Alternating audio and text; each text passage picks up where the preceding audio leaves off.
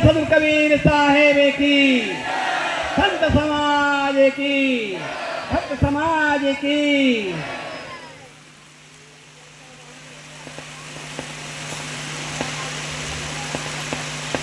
विश्ववंदनीय संत सम्राट सदगुरु कबीर साहब मंच पर विराजमान सम्मानित संत दयाभूषण साहब जी, बहुत दूर छत्तीसगढ़ से पधारी हुई साधना संपन्ना साध्वी सुचिता साहब जी, मंच पर विराजमान विवेक संपन्न पूजनीय संत समाज, धर्म प्रेमी सज्जनों, श्रद्धा मूर्ति देवियों, भारत सुंदर के गोदी में खेलने वाले फूल से प्यारे बालक बालिकाओं, आज का ये कार्यक्रम इस आश्रम के, इस कबीर आश्रम के महान संत जिनका उपलक्ष्य में एक श्रद्धांजलि के रूप में ये कार्यक्रम रखा गया। यहाँ आप लोगों के दर्शन कर मैं भी कृतार्थ हुआ और इस कार्यक्रम में आने का श्रेय हमारे दयाभूषण साहब जी को है। इन्होंने मुझे फोन किया और उनके आग्रह से आप सब जनता जनार्दन का मुझे दर्शन करने का अवसर मिल रहा है। साहब ने कहा है, आए हैं तो जाएंगे, राजा रंक फकीर, एक सिंहासन चढ़ चले, एक बंधे जंजीर। सज्जनों, इस मृतलोक में जो कोई भी जन्म लेकर के आते हैं, सबको एक न एक दिन यहां से जाना होता है। साहब के पंक्ति, जगत चले जाए यहां कोई न रहैया, कोई रहने वाला नहीं है, सबको जाना है, लेकिन जाने जाने में अंतर होता है। सत्य साहब कहते हैं, एक सिंहासन चढ़ चले, एक सिंहासन में बैठकर जाता है और दूसरा जंजीर में बंद कर जाता है। आप लोग पूछ सकते हैं कि साहब आज तक हमने ना तो किसी सिंहासन में चढ़ के जाते देखा, न जंजीरें बंद कर जाते देखा, फिर साहब ऐसा क्यों कह रहे हैं? सदगुरु कबीर साहब ने अपने अधिकतम जो रचनाएं हैं, वाणियां हैं, वो कहे हैं व्यंजना में। शब्द के 3 शक्तियां होती हैं, अभिधा, लक्षण और व्यंजना। अभिधा शाब्दिक अर्थ, लक्षणा लक्षण से गंगा में गांव, गंगा में उतर करके देखो कोई गांव मिलेगा क्या? गंगा में गांव का मतलब गंगा किनारे गांव। और तीसरा होता है व्यंजना।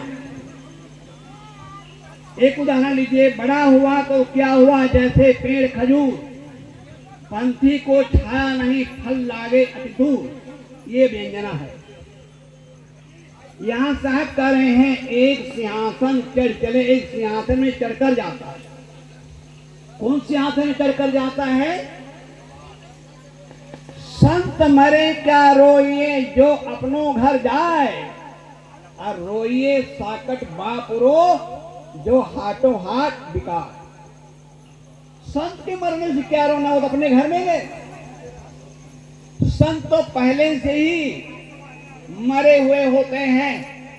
ये हम लोगों का जो भेष है, साधुओं का भेष, ये मृतक चिन्ह है। गुरु जब साधु भेष देता, कहते बेटा आज से तुम संसार के लिए मर गए, अब तुम्हारा ना कोई कुल है, ना गोत्र है, ना सगे है, ना संबंधी है। और सगे संबंधी है भी तो कौन है? ये हमारे संत सगा और गुरु सगा, ये हमारे सगे संबंधी हैं, ऐसे हैं सब कुटुंब हमारो। ये मृतक चिन्ह है। तो संत पहले मरे हुए होते हैं। तो सिंहासन में बैठकर जाना क्या हुआ? ध्यान दीजिएगा, हल्ला बंद करेंगे। जितने आप जो है सुनने में हमें सहायता देंगे उतना ही हम बात कर पाएंगे। सिंहासन में चढ़कर जाना क्या है? इसी जीवन में अपने अंदर सारे कसायों को, विकारों को, दोषों को, दुर्गुणों को जिन्होंने दूर कर लिया है, जो आप काम पूर्ण काम हो गए, स्थित प्रज्ञ हो गए हैं, अपने स्वस्वरूप में स्थित हैं, ऐसे संत सिंहासन में बैठकर जाते हैं। ऐसे संत सिंहासन में बैठकर जाते हैं। अब दूसरे जंजीर बंद कर जाते हैं। उसका क्या पहचान है? लोग कहते हैं मरने का समय जब आता है तो उस आदमी को जो मरणासन अवस्था में है, लाखों लाखों बिच्छू के डंक जैसे पीड़ा होती है। इसका मतलब क्या है? माने हुए घर परिवार, धन संपत्ति, बैंक बैलेंस, सारा कुटुंब परिवार एक दिन के लिए नहीं, सब दिन के लिए छूट रहा है। कुछ पैसे चोरी हो जाते हैं, कोई छीन लेता है, कितनी पीड़ा होती है। और सब कुछ छूट रहा है, तब कितना पीड़ा होगी। इसलिए वो जंजीरें बंद कर जाती है। जाना है, जाने की तैयारी करो। हम सब वेटिंग में हैं। जब ट्रेन में टिकट निकालते हैं तो कभी कभी क्या होता है, टिकट कंफर्म नहीं होता है तो वेटिंग में हो जाता है, और कभी कभी वो वेटिंग कंफर्म हो जाता है।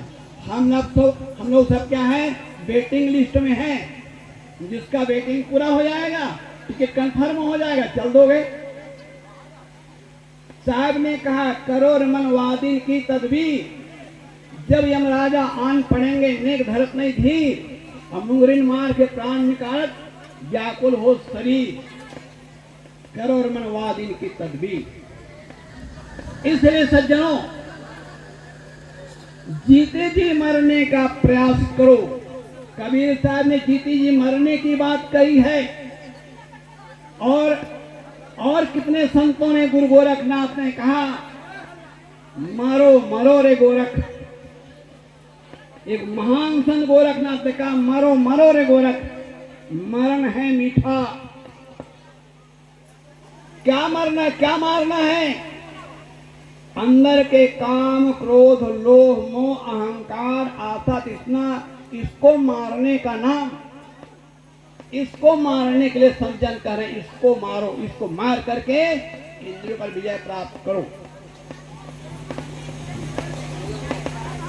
जो मनुष्य इस संसार में आकर लोक कल्याण के कार्य करके जाते हैं, स्वामी ब्रह्मानंद जी के एक दो कड़ी है, जो काम के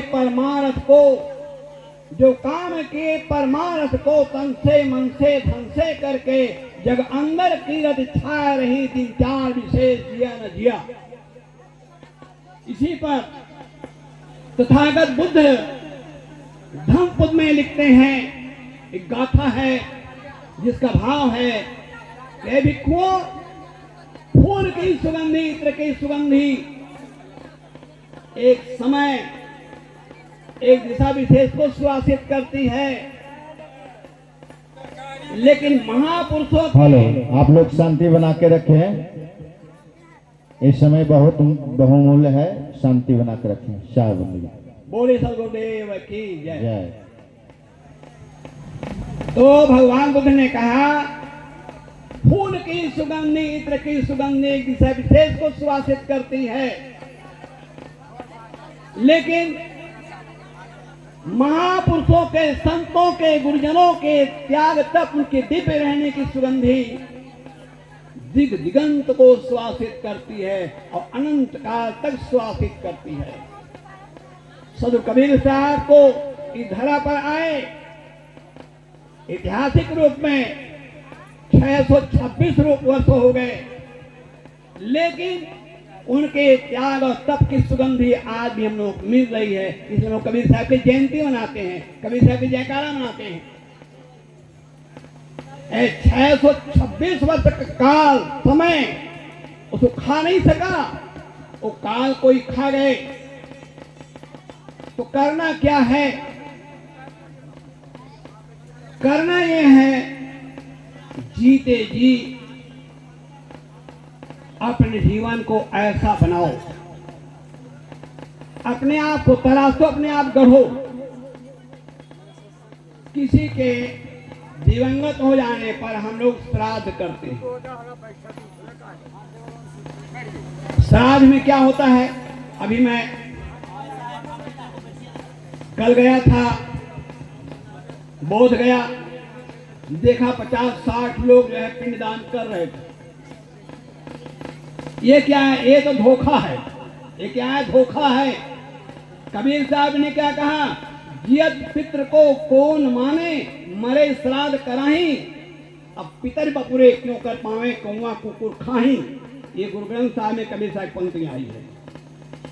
और कबीर साहब को पंक्ति सब लोग का जहन में है, दिल दिमाग में है। जियत पिता को जंगिम जंगा, मरे पिता पहुंचावे गंगा। और जियत पिता को पूछन बाता, मरे पिता को दाल भाता। कबीर साहब कहना चाहते हैं, जब तक माता पिता जीवित हैं, जितना तुमसे बन सके उसकी सेवा कर लो, गंगा नहा लो। वो सारे तीर्थ माता पिता के चरणों में है। माता पिता भोजन के लिए, दवाई के लिए, कपड़े के लिए, मीठी जबान के लिए तरस गए, और उनके मर जाने के पास आप उनके हड्डी को गंगा जी में प्रवाहित कर रहे हैं। उनके नाम पर पता नहीं कौन कौन से पिंडदान कर रहे हैं, माँ बामन को क्या क्या कर रहे हैं। इससे कुछ होने जाने वाला नहीं है। कबीर साहब ने कहा, चलता देवाल पूज ले नहीं पाहन सो काम, जेते पूजो आत्मा तेते सालिग्राम। घर के चाकी कौन पूजे, जाके पीसा खाए। दुनिया ऐसी बावरी पाहन पूजन जाए, और घर के चाकी कौन पूजे, जाका पीसा खा। घर के चाकी क्या क्या कबीर साहब ये कहना चाहते हैं? जिसमें आप गेहूं पीसते हैं, उस चक्की की पूजा करने कह रहे हैं क्या? कबीर साहब व्यंजना में कर घर के चाकी, घर के चाकी हमारे माता पिता, जिस मां ने हमें 9 महीने अपने घर में धारण किया, कठिन कष्ट सह करके हमें जन्म दिया, हमारे मल मूत्र को बड़े प्रेम से साफ किया। माँ अपने कौर, अपना मुंह का कौर अपना स्वयं ना खाकर हमें खिलाई, अंगुली पकड़कर चलना सिखाई, भाषा सिखाई। उस माँ के पैर छूने के लिए लोग कहते हैं लाज लगती है। मैं छत्तीसगढ़ में था, एक रामायण का अच्छा व्याख्याकार था, करीब 35 साल का युवक था, बढ़िया रामायण कहता था। एक दिन मैंने उसे पूछ लिया कि बेटा ये बताओ, रामायण आप बढ़िया कहते हैं, लेकिन क्या माता पिता के पैर छूते हैं, माता पिता प्रणाम करते हो? उस युवक ने ईमानदारी के साथ उत्तर दिया, कहें साहब माता पिता के पैर छूने में लाज लगती है, मिट्टी पत्थर के देवी देवता पूजने में लाज नहीं लगती है, लेकिन माता लाज लगती है। हम कैसे लोग हैं?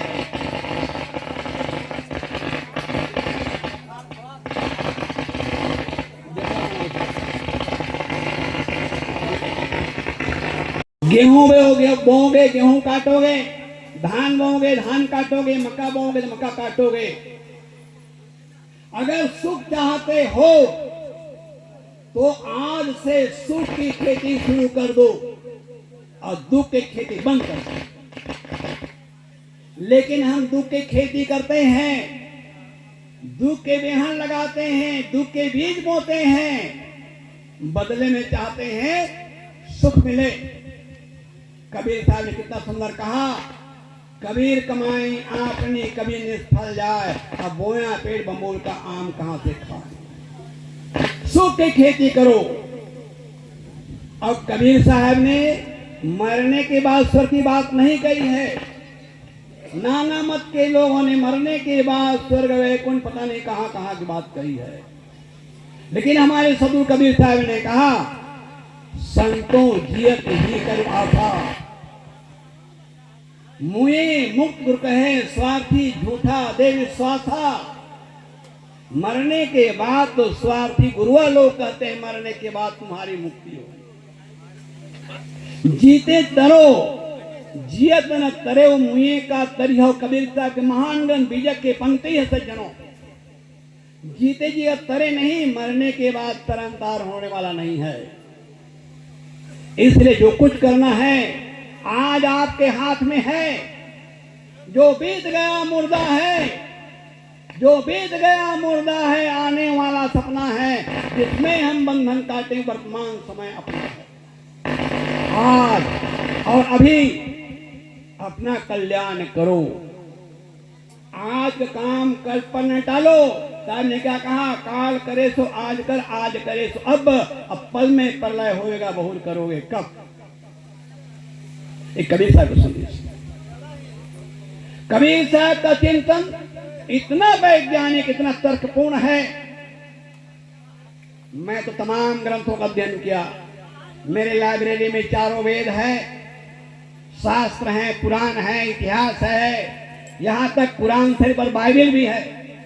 इस सब को देखने का अवसर मिला, लेकिन कबीर साहब का जो वैज्ञानिक चिंतन है वो कहीं देखने को नहीं मिलता है।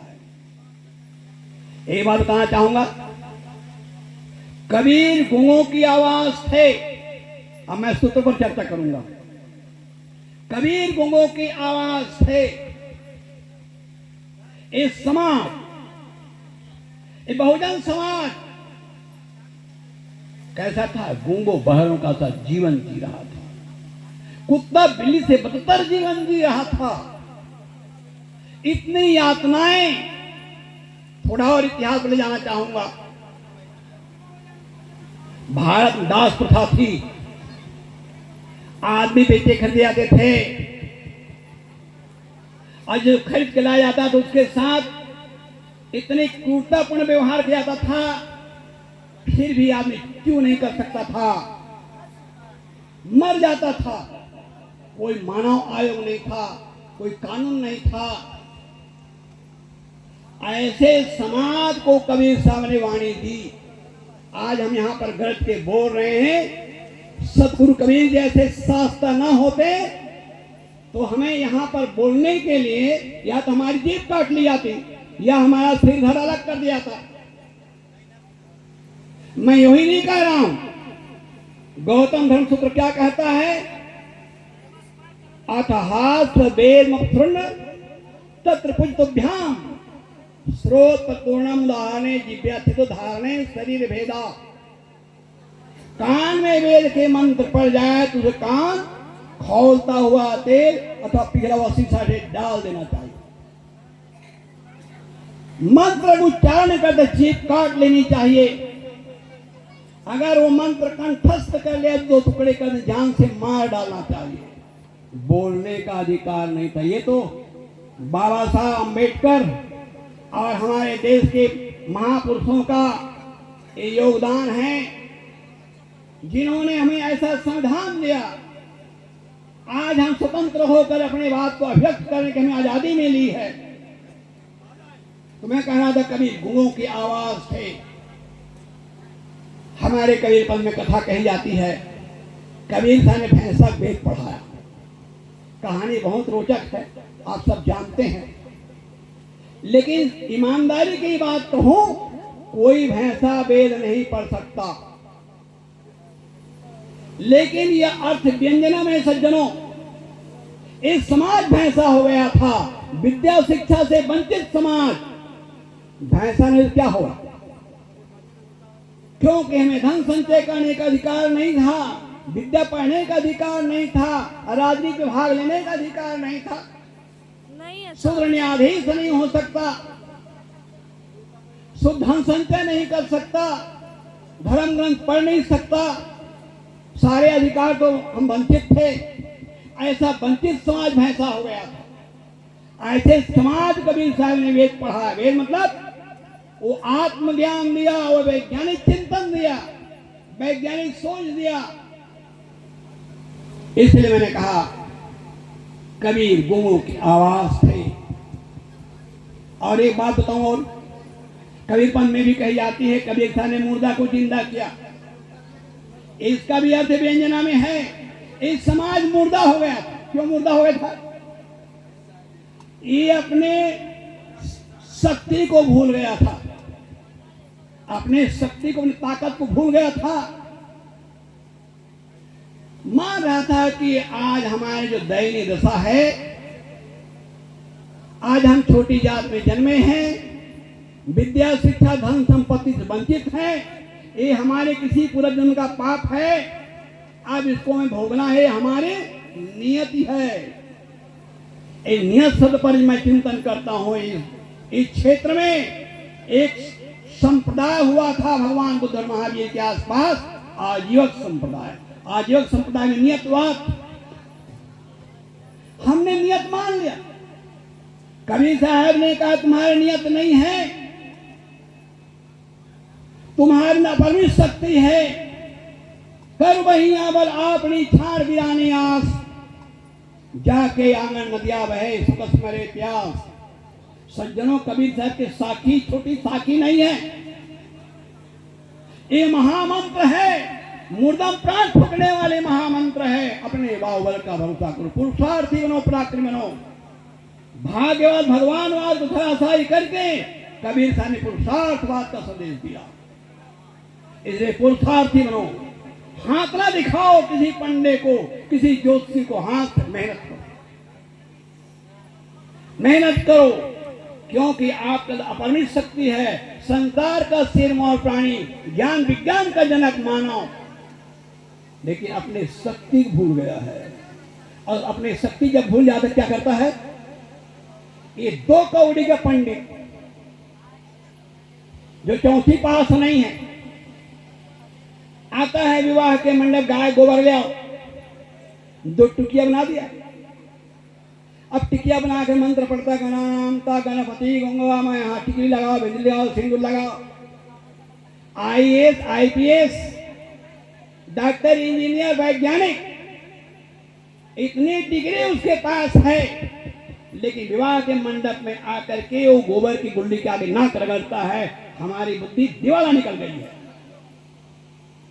कबीर साहब ने चेतन मूर्ति पूजा पर बल दिया, पूजा संतन कीजिए सेवकाई गुरु के, अब भूखे न जवाइए पारक करो सबे। ये माताएं दुर्गा है, चंडी है, लेकिन इनको कह दिया क्या? तुम तो अदला हो, अबला हो। ये बेचारे अपने अबला मान लिए। आप अबला नहीं हैं। पूरा काल में अपारा घोषा गार्गी मैत्री जैसे ब्रह्मवाद निष्काएं आप ही लोग में हुई। आज वर्तमान युग में इंदिरा गांधी जी देखें आप लोगों ने, हमारे देश के प्रथम महिला राष्ट्रपति प्रभा पाटिल जी को आपने देखा।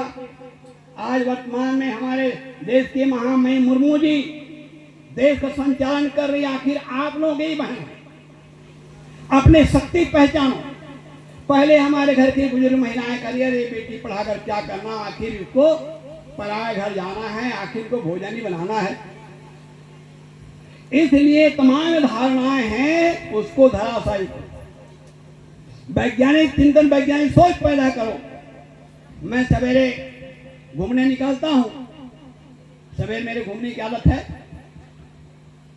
देखता हूं सब भ्रांत घर की पढ़ी लिखी महिलाएं, अनपढ़ शिक्षित नहीं, सब भ्रांत घर की पढ़ी लिखी महिलाएं, वो पेपर पेड़ के चारों तरफ धागा लपेट रही, चाई माई घूम, आखिर मारी गई क्या?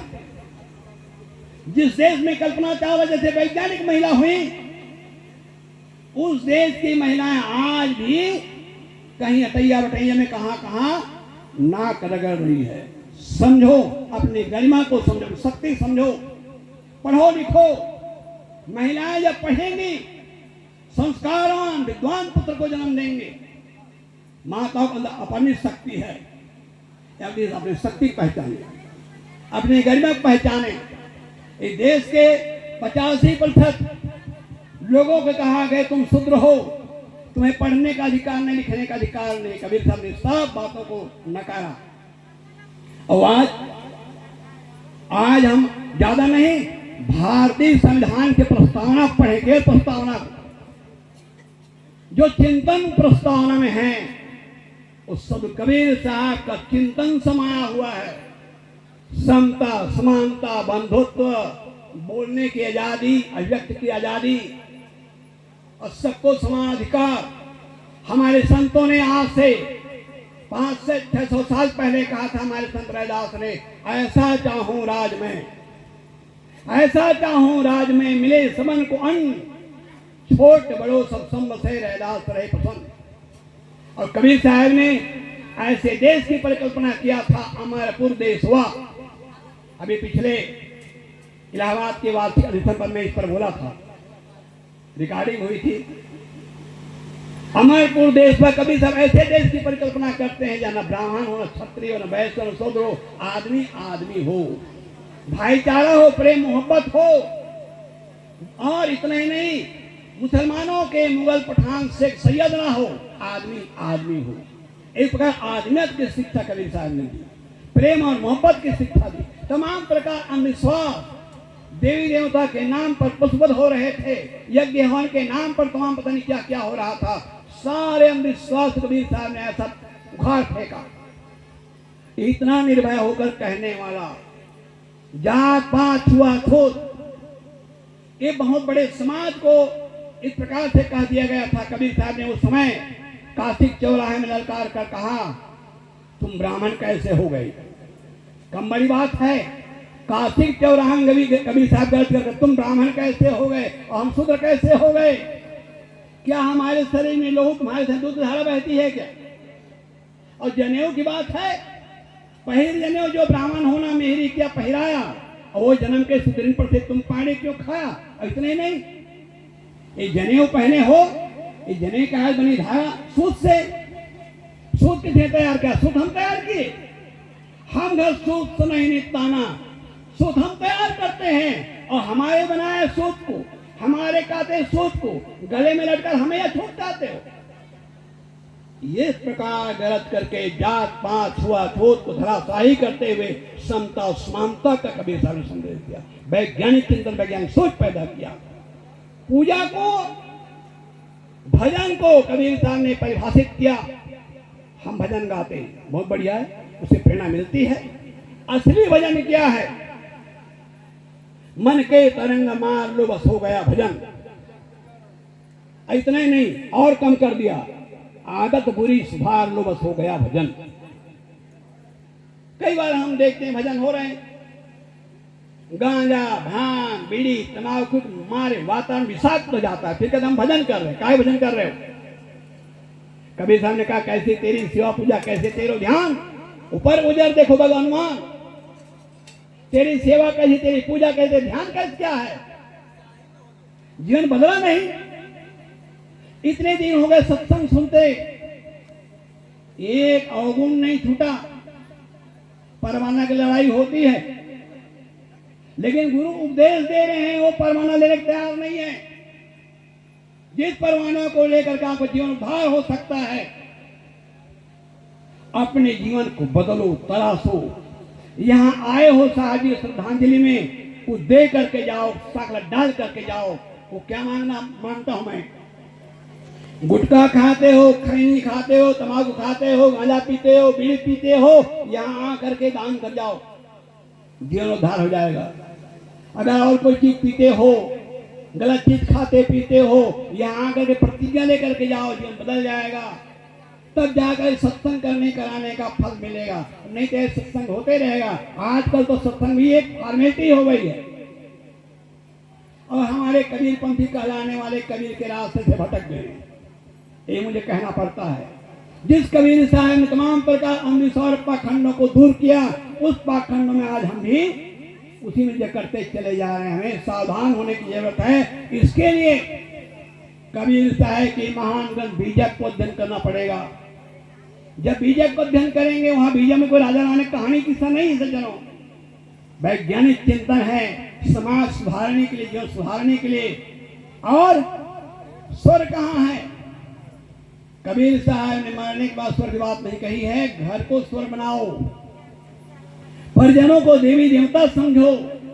जिस घर में सास और बहू में प्रेम है, भाई भाई में प्रेम है, पिता पुत्र में प्रेम है, वो घर में स्वर्ग होता है।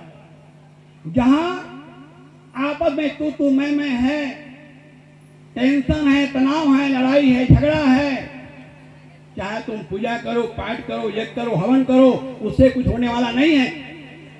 करना है, बदलना है तो अपने जीवन बदलना पड़ेगा। ये समझ लो कि देवी देवता बैठे हुए, देखो इधर देवी बैठी है, उधर देवता बैठे हुए। देवी और देवता जिसने प्राणी मात्र में देखा, एक पूज्य गुरुदेव श्रीनाथ जी पंक्ति है, देवी और देवता जिसने प्राणी मात्र में देखा, मिट्टी ओ पत्थर की पिंडी को मिट्टी देखा। कुछ लोग कहते हैं साहब ऐसा नहीं, हम लोग ऐसे मूर्ति पूजा नहीं करते हैं, मूर्ति में प्राण प्रतिष्ठा की जाती है। अब प्राण प्रतिष्ठा को हो हल्ला भी देखे हैं। अयोध्या में भगवान राम के प्राण प्रतिष्ठा में अरबों खरबों रुपया खर्च किया गया। अगर ये पंडित जी के मंत्र में ऐसी शक्ति है, वो प्राण डाल सकते हैं मूर्ति में। उनके घर में जवान बेटा मर जाता है, बेटी मर जाते है, बहू मर जाते हैं, पत्नी मर जाती है, माता पिता, उनको क्यों नहीं जला लेते हैं? अभी पूरा शरीर उसमें साबुत है। इसलिए प्राण प्रतिष्ठा भी धोखा है। ये धोखा में पड़ने की जरूरत नहीं है। ये हमें लूटने के लिए, ठगने के लिए, गुमराह करने के लिए बताया गया है। इसलिए ये जो सच्चे जो इंसान है, देवी देवता भगवान हो तो उनका आदर हो। आत्मा परमात्मा है, जीव शिव है। जीव को अगर निकाल, जिसके निकल जाने से माँ माँ नहीं रहती, पिता पिता नहीं रहता, गुरु गुरु नहीं रहता, लोग क्या कहते हैं? मिट्टी पड़ी है। अभी तक माता थी, अभी तक पिता था, अभी तक गुरु था, और जैसे बोलता चेतन निकल गया, कहे मिट्टी पड़ी, जल्दी कफन कफन करो। उस तत्व को समझो जिसके रहने से ये नश्वर शरीर रमणीय लगता है, सुंदर लगता है, और उसका सब आन बान शान मानते हैं। उसकी गरिमा को समझो। इस प्रकार देवी देवता को प्राणियों में देखो, प्रत्येक काम पूजा समझ कर करो। और प्रत्येक काम पूजा समझ कर करोगे ना, तब क्या होगा? जहां जहां डोलू सो परिक्रमा, जो कुछ करो सो पूजा, और जब सो तब करो दंडवत भाव मिटाओ दूजा। हमारा सवेरे शाम तक जो कुछ हमारे काम होते हैं वो पूजा बन जाए। कैसे पूजा बन जाए? माताएं भोजन बना रही हैं, बच्चों को इसके तैयार कर रही हैं, उनके मन में पवित्र भावना है, मैं केवल भोजन नहीं बना रही हूं, मैं भगवान को भोग लगाने के नैवेद्य तैयार कर रही हूं। हमारे घर के हमारे परिजन भगवान भगवती हैं। आपका भोजन बनाना पूजा हो जाएगी। कोई दुकानदार दुकान करता है, ग्राहक आते हैं, उचित सौदा देता है, उचित माप तोल करता है, कोई ठगाई बेईमानी नहीं करता है, मिलावटबाजी नहीं करता है, ग्राहकों के साथ सुंदर व्यवहार करता है, समझता है देवी देवता आ रहे हैं, भगवान भगवती आ रहे हैं, उनका दुकान करना ही पूजा। ऑफिस में आप काम करते हैं, जो ग्राहक आ रहे हैं, काम कराने वाले आ रहे हैं, बिना घूस लिए अब सबके साथ सुंदर व्यवहार कर रहे हैं, सुंदर काम कर रहे हैं, आप पूजा कर रहे हैं। और नहीं तो क्या होता है? तीन कहें साहब पूजा करने बैठे, कोई आएगा ना काम करवाने वाले तो कहें साहब पूजा करने बैठे हैं। अब साहब पूजा करने बैठे हैं और वहीं पूजा घर में बैठे बैठे हजारों लाखों रुपया के घूस ले रहे हैं, उल्टा सीधा काम कर रहे हैं। और पूजा, ये पूजा काम नहीं आने वाली है। और ऐसे पूजा करके अपने आप धोखा दे रहे हैं। मानते हैं कि हम बहुत बड़े पुजारी हैं, हम 3 घंटा पूजा करते हैं। 3 घंटा पूजा करते हो, अब पूजा घर से उठ करके लोगों को गाली देते हो, लोग अपशब्द बोलते हो, लोगों के साथ दुर्व्यवहार करते हो, लोगों को शोषण करते हो, तुम्हारी पूजा कैसे हुई?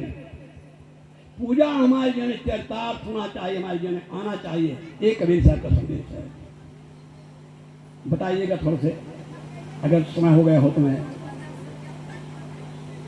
तो इस प्रकार से सदु कबीर साहब का जो वैज्ञानिक चिंतन है, वैज्ञानिक सोच सज्जनों, उसको हमें अपने जीवन में आत्मसात करने की जरूरत है। और इसके लिए कबीर साहब का महान ग्रंथ बीजक बहुत जरूरी है अध्ययन करना। एक बात और बता दूं, हमारे कबीर पंथियों ने बीजक को निरस्त करने का बहुत दुष्प्रचार किया। एक जगह मैं महाराष्ट्र में था, भक्तों ने कहा बीजक तो कालदूत ने बनाया। मैंने कहा कहां से जाने? कि हमारे गुरु महाराज ने बताया है बीजक कालदूत का बनाया हुआ है जो नरक में जाने के लिए। मैं कहा तुम्हारे गुरु जी कहाँ रहते हैं? बताए। उनके आश्रम में गया, गुरु महाराज से पूछा क्या महाराज, क्या अपने शिष्य को यही आप उपदेश दिए कि बीजक कालदूत के लिखा है? और भौचक्के रह गए, साहब मैं तो ऐसा नहीं, जब आपने ऐसा नहीं कहा तो आपके शिष्य लोग कैसे करें? बीजक वो ग्रंथ है सज्जनों जिसमें इतना वैज्ञानिक चिंतन है, जिसमें कहा काहू के बचने फुरे काहू करामाती, मान बढ़ाई ले रहे हिंदुत्व रुक जाती, बात देवते आसमान की मुदत निरानी, बहुत खुदी दिल राखते बूढ़े बिन पानी, कहे कबीर का सो कहो सकलो जगंधा, सांचा से भागा फिरे झूठे का बंदा। अभी साहब जी बीजक का पल उठाए, देख देख देख जी आश्चर्य होई, आश्चर्य होता है, देख देख जी अचरज होई, और यह पद बूझे बिरला की, धरती उलट आकाश से जाए। क्या कहना चाहते साहब? जो है धरती में रहने वाले जीव इंसान कल्पना कर रहे हैं ऊपर कोई लोक है, ऊपर कोई ईश्वर है, ऊपर कोई परमात्मा है, धरती उलट ही आकाश से जाए। अपने धरती में कल्पना आकाश में कर रहा है। मुसलमानों ने कहा उस साथ में आसमान में अल्लाह ताला रहता है। अब पता नहीं क्या कौन कौन लोग बता दिया गया, हम भटक गए। धरती उलट आकाश है जाए, और चींटी के मुख हंसती समा, चींटी जाने चींटी, चींटी एक चींटी, यहां है चींटी, चींटी चींटी के मुख में हाथी समा गया। अर्थ क्या हुआ? ऐसे शाब्दिक का तो कुछ नहीं मिलेगा। इस चींटी के मुख में एक चिमटी से बैठ पकड़ करके कलम लिखा गया, या पुस्तकें लिखे गए, धर्म ग्रंथ लिखे गए, और वो में सब बड़े बड़े कहलाने वाले समा गए। हमारे धर्म ग्रंथ में ऐसा लिखा है, विचार नहीं किया। कैसे विचार नहीं किया? एक आदमी परदेश कमाने गया था बंबई, कई साल लौटा नहीं, शादी करके लाया, 6 महीना भी साथ में नहीं रहा, पति पत्नी काम करने चला गया, कई साल लौटा नहीं। पत्नी बेचारी इंतजार करती, बार बार कहती लौट आओ, फिर चले जाना, आने का नाम ही नहीं लेता। पत्नी बहुत खिसियाई, एक चिट्ठी लिखी। क्या चिट्ठी में लिखती है? मैं राड हो गई। वो उनका पति जो पढ़ा लिखा नहीं था, चिट्ठी आई, लोगों को पढ़वाया, तो इसमें लिखा है भाई तुम्हारी पत्नी राड हो गई। अब जब उसने सुना पत्नी राड हो गई, सिर पीट पीट कर रोने लगा, हाय मेरे कर्म फूट गए, मेरी पत्नी राड हो गई। गांव के लोग काम करने गए, साथ में वो लोग इकट्ठे हो गए, भैया क्या हुआ, क्या दुर्घटना घट गई? अरे भैया कर्म फूट गए। कहे हुआ क्या? कि मेरी पत्नी राड हो गई। तू कैसा मूर्ख है, तू जिंदा है, तेरी पत्नी राड कैसे हो जाएगी? आदमी जब मरता है तब उसकी पत्नी राड होती है, और तू जिंदा, तेरी पत्नी राड कैसे हो गई? वो भोला आदमी कहने लगा भाई कहां ना मानो तो लिखा देख लो, कहना नहीं मानते हो तो चिट्ठी आई है, उस चिट्ठी में लिखा है कि मैं राड हो गई। अरे कहे पागल, कितने साल हो गए, बेचारे गौना लेके आया और छोड़ के चले आया, कभी जाता नहीं, तो राड नहीं हो गई क्या? तो बेग में कहा कि मैं राड हो गई। ऐसे ही हम लोग भी, शास्त्रों में लिखा है गोकर्ण महाराज गाय के कान से पैदा हो गए, और कथा सुनने के लिए बड़े बड़े पढ़े लिखे लोग बैठे होते हैं, लेकिन सबके मुंह में दही जमाई होती है। कोई बोलने का, कोई पूछने की हिम्मत नहीं करता कि पूछ सके पंडित जी से कि पंडित जी गाय से पैदा होगा बच्चा होगा, बछड़ा होगा, आदमी कैसे पैदा होगा? कोई पूछता है क्या? नहीं। क्यों नहीं पूछता? हमारे दिल दिमाग बैठा दिया गया है। शास्त्र में जो लिखा है तर्क नहीं करना चाहिए। गोस्वामी जी ने कहा कि माता पिता पर गुरु के वाणी, बिना विचार करे सुख जानी। लेकिन कबीर साहब का चिंतन क्या कहता है? माता आदरणीय, पिता आदरणीय, गुरु आदरणीय है, शास्त्र आदरणीय है, लेकिन ऊपर सबके ऊपर विवेक आदरणीय है। श्रद्धा के दीवार बुद्धि की जड़ों खाती एक कबीर साहब। तो चिवटी के मुख हस्ती समाए, और वो चिवटी में सब हाथी समा गए। हाथी बड़े बड़े कहलाने वाले सब हिम समा गए। सारे अंधविश्वास में बिल्कुल डूबे हुए हैं। हनुमान जी सूरज को निकल गए, बड़े से भाषण करेंगे। बाल समय रे भक्ष क्यों तब तीनों लोग भयो अंधियारो, अब को नहीं जानता है जग में कभी संकट मोचन नाम तिहारो। आज अगर घर में आके अच्छा पढ़ा लिखा विद्यार्थी है, वो जानता है हमारे पृथ्वी से 13 लाख गुना बड़ा सूरज है। कितना? 13 लाख गुना बड़ा सूरज है।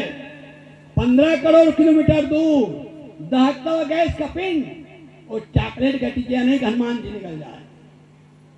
इसलिए हर बात को जांच कर परख कर, कबीर साहब ने कहा तू कहता कागज की देखी, मैं कहता आंखन की देखी। इस प्रकार से मैंने कबीर साहब के बारे में, उनके चिंतन के बारे में कुछ कहने का प्रयास किया। आप लोगों ने मुझे यहाँ पर बुलाकर इतना सम्मान दिया, आदर दिया, इसके लिए इस आयोजक मंडल को मैं बहुत बहुत साधुवाद देता हूँ। मेरी टूटी फूटी बातों को आपने बड़े ध्यान से सुना। आप सबके प्रति मंगल कामना करते हुए, और दिवंगत जो संत जो हुए, जो शरीर जिनका छूट गया है, उनके प्रति मैं अपने हृदय से श्रद्धांजलि अर्पित करते हुए मैं अपनी वाणी विराम देता हूँ। बोले सदगुरु कबीर साहेब की जय। बहुत बहुत धन्यवाद साहब। परम पूज्य गुरुदेव, आपके अमृतवाणी से ये कबीर चौरामठ गोलाघाट राजगीर क्या, ये पूरे हिंदुस्तान के हर कोने से तमाम संत आए हुए हैं, और आपकी अमृतवाणी से ये कबीर चौरामठ गोलाघाट की तमाम संत बहुत ही गदगद हुए। और ये अनमोल वाणी पुनः मैं आपसे प्रार्थना करूंगा कि जब भी हमारा कोई विशेष कार्यक्रम होगा आप सादर पधारें, ये प्रार्थना अभी से करता हूं। और आइए, हमारे और भी हमारे साथी हैं जो अपना वक्त, अपना विचार देंगे, लेकिन उससे पहले हमारे गार्जियन का एक विचार आया है कि काफी देर से प्रवचन चल रहा था, बीच में एक भजन हो जाए ताकि कुछ कड़ी चेंज हो जाए। इसके लिए संजय भारती जी से आग्रह है, एक भजन करें, उसके बाद हमारे और कलाकार लोग, सभी लोग थे, क्षमा चाहते हैं गुरुदेव जी, आप लोग के अनमोल वचनों के लिए हम तमाम कलाकारों को स्टैंड कर दिया कि नहीं, आपका अमृतवाणी का ये पान हो। और एक गाने के बाद, एक भजन के बाद हम फिर तमाम साथी के पास आएंगे। सहदत्त देवी।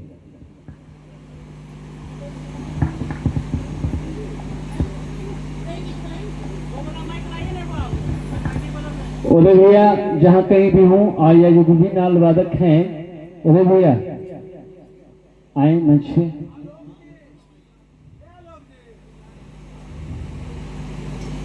जी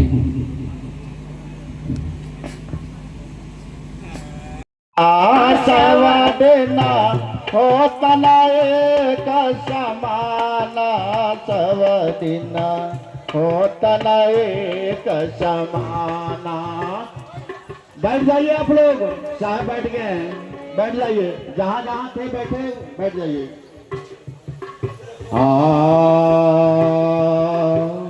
एक दिन राजा रामचंद्र जी चढ़ के जात विमाना, जी चढ़ के जात विमाना। एक दिन राजा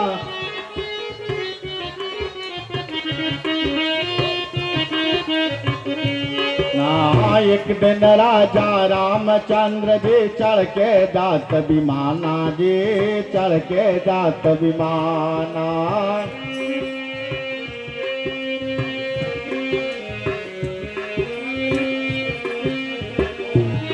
एका दिनाऊन का बनवास भाया, एका दिनाऊन का बनवास भाया, दशरथ गए पराना, सब दिना होत न एक समाना, सब दिना होत न एक समाना, सब दिना होत न एक समाना, सब दिना होत न एक समाना, सब दिना होत न एक समाना, सब दिना होत न